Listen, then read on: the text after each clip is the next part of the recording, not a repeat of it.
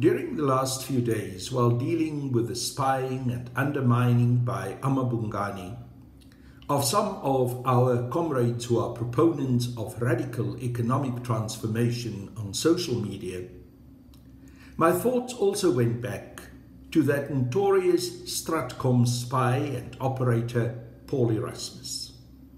who was one of the leading figures in distributing the most vicious fake news and lies about Umama Winnie Madikizela Mandela. What interested me was how easy it seemed to have been for Erasmus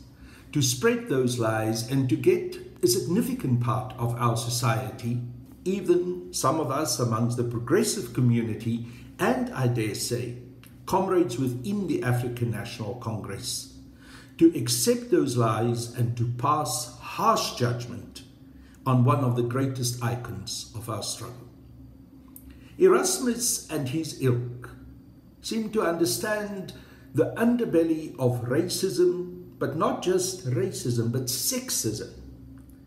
and misogyny and patriarchy in our society that makes it so immensely difficult for women comrades to truly come forward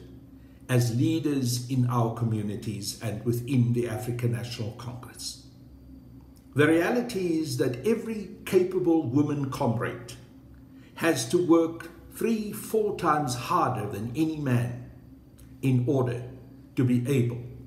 to proliferate themselves as significant leaders within the African National Congress. We saw that also in 2017 in the run-up to the ANC's presidential election campaign, where there were many comrades within the ANC who simply refused to accept the capabilities of Comrade Nkosazana Dlamini Zuma. While she was one of the most capable ministers in the South African government over decades, and ran some of the most complicated departments, including the Department of Health and also of Home Affairs and of Foreign Affairs,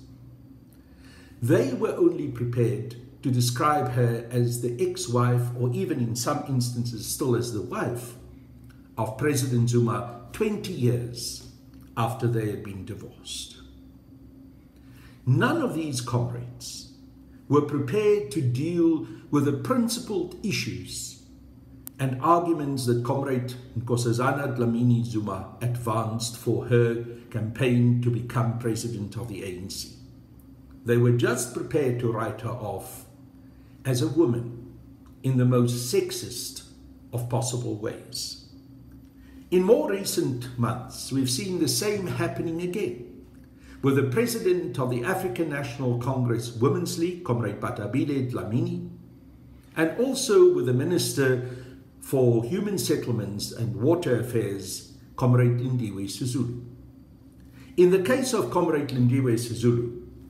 those attacks with all the sexist undertones seemed to intensify the moment when she started expressing herself